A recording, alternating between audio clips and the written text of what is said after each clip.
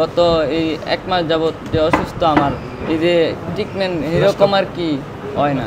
এখানে totally political biasness কাজ করতেছে। আপনি একজন ডাক্তার হিসেবে বিহেভিত করতে পারতেছেন না। আপনি কিসের ডাক্তার? তুমি আবার আসছো, আরেকটা অপারেশন লাগবে, এই জন্য ভর্তি করা হয়েছে, বুঝছো? একটা অপারেশন হবে।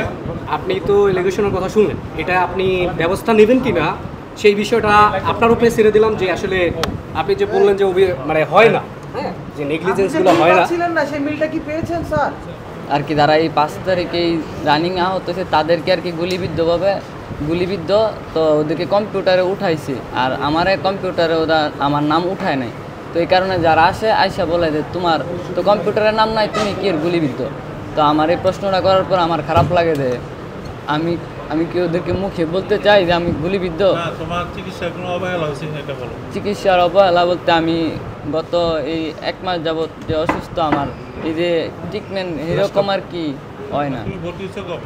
ভর্তি হয়েছি বৃহস্পতিবারে। আমি বারে আইসা ডাক্তার দেখাইছি। এর আগে একবার তোমার অপারেশন হয়েছে প্রথমবার, ওইটা 18 তারিখ 19 তারিখ সকালে হয়েছে। এরপরে তোমাকে ডিসচার্জ দেওয়া হয়েছে না? জি, 14 দিন। তুমি আবার আসছো, আরেকটা অপারেশন লাগবে, এই জন্য ভর্তি করা হয়েছে, বুঝছো? একটা অপারেশন হবে। আপনি তো এলিগেশনের কথা শুনলেন, এটা আপনি ব্যবস্থা নেবেন কিনা সেই বিষয়টা আপনার উপরে ছেড়ে দিলাম। যে আসলে আপনি যে বললেন যে মানে হয় না, হ্যাঁ, যে নেগলিজেন্সগুলো হয় না, সেই মিলটা কি পেয়েছেন স্যার? আপনি যে মিল পাচ্ছিলেন না, এটা কি মিল পেয়েছেন স্যার? আমি আপনাকে বলি, রুগীটা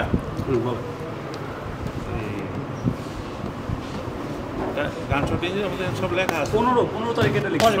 না কম্পিউটারে আর কি আমার গান ছড়িটা উঠায় নাই, অনলাইন ডাটা নাই। ইনিশিয়াল আছে, ডাটা আছে। ইনিশিয়ালি আমরা একটা প্রাথমিক একটা অপারেশন চেক করছেন, আছে সেটা করা হয়েছে, আছে। চেক করছেন, এই যে কাগজ আছে, এখনো আমার হয় নাই। আমার কাগজ আছে, এটা ফালাই রাখছে কেন আমি এইটা জানতে চাই সবার আগে। কি ফালাই রাখা হয়? এটাকে আপনার একটা সেকেন্ড অপারেশন করতে হলে ওয়েট করতে হবে। আপনার যে ইনফ্লামেশন প্রদাহ আছে এগুলো কমলে পরে অপারেশন করতে পারে। এখন যদি অপারেশন করলে আপনার ক্ষতি হবে, এই জন্য আপনাকে কেউ ফালাই রাখেন। আচ্ছা, ঠিক আছে, সেই কথা ওটা তো কম্পিউটারে উঠায় নাই। যে আমার আজকে আমি আপনাকে বলি স্যার, আপনার এখানে কিন্তু যে এলিগেশনগুলো আসছে সেগুলো কিন্তু আপনি একদম ডিনাই করতে পারবেন না।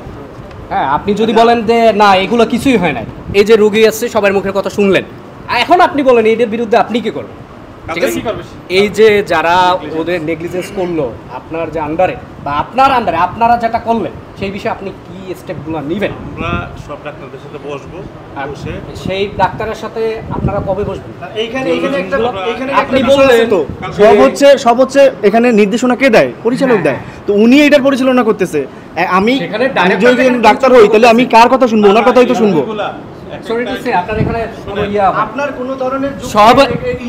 আমরা যে এলিগেশনগুলো পেয়েছি সম্পূর্ণ সত্য। ওনারা কথা বলে না কেন? যদি সত্য কথা ওরা আর কেউ ওদেরকে ধরার পর ওরা কথা বলতে চায় না, ওরা চলে যায় আর কি। ওদের কথাই রাইট, আমাদের কথা কেউ শুনতে চায় না। ওরা কথা শুনতে চায় না আমাদের। তো আমরা তো ওদের খারাপ কিছু চাই না। এই যে এই কথাটা আপনি বলেন, আপনি যে অভিযোগগুলো এই যে আমরা অভিযোগ করি, তারপর ওরা কিছু আর কি শুনতে চায় না। আর যদি বেশি কথা আর কি বলতে চাই তাহলে রাগারাগি করে জিনিসটা। আমরা চাই না ওদেরকে রাগারাগি করে, আমরা তো চাই না। আপনি যে এখনো আপনি কয়দিন ধরে এখানে ভর্তি আছেন? আমি এই বৃহস্পতিবার আমার ভর্তি নিয়েছি। আমি কি আসছি না আপনাকে দেখতে? জি না, আপনারা তো আচ্ছা আমি চিনি, আমি তো আর ভুল বলতে পারি না। আমি তো আর আপনার বিরুদ্ধে না। আপনি তো আমার কোনো ক্ষতি করেন নাই। যেহেতু চোখের সমস্যা, আমরা সবাই জিজ্ঞেস করি আপনার কোনো জি, অসুবিধা আছে আপনি কিনা? গেছেন ওই দিক দিয়ে গেছেন, আমি বলতাছি ওই দিক দিয়ে যাদের আর কি। আমরা প্রত্যেকটা রোগীকে জিজ্ঞেস করি যে আপনার কোনো সমস্যা আছে কিনা, ওষুধপত্র পাচ্ছে কিনা, চিকিৎসা ঠিকমতো হচ্ছেন কিনা, আপনার কোনো সমস্যা আছে কিনা। সবাই আমাকে বলে যে সব ঠিক আছে। ভুগতেছি কেন আমার বলে কি হয় এটা তো বুঝতে পারছি। আমি তো আর ওদেরকে মিথ্যা কথা বলার জন্য আমি এখানে টোটালি পলিটিক্যাল বায়াসনেস কাজ করতেছে। আপনি একজন ডাক্তার হিসেবে বিহেভিত করতে পারতেছেন না। আপনি কিসের ডাক্তার? রোগী একদম কনফেস করছে বিষয়টা যে কি হচ্ছে। আচ্ছা, উনি কি বলতে চায়?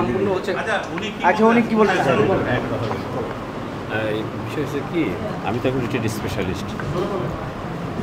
আমি এখন রিটেড স্পেশালিস্ট। বিষয় হচ্ছে যখন রুগীগুলো ইনজুরি হয়ে আসার সাথে সাথে এই রুগীগুলো আমরা 13টা অপারেশন থিয়েটার খুলে রাখছিলাম। প্রত্যেকটা রুগীরই সঙ্গে সঙ্গে তার প্রাইমারি যেটা মানে যাতে ইনফেকশন না হয় এজন্য প্রাইমারি রিপেয়ার করা হয়েছে। এরপরে আমরা আলট্রাসাউন্ড করা, তারপর এক্স রে করা, দেখলাম ফরেন বডিটা চোখের ভিতরে না বাইরে, এবং ব্লিডিং আছে কিনা, এটি না ছিঁড়ে গেছে কিনা, এগুলো দেখছি। দেখার পর দেখা যায় এই ছেলেটার মনে করো চোখের মধ্যে ব্লিডিং আছে।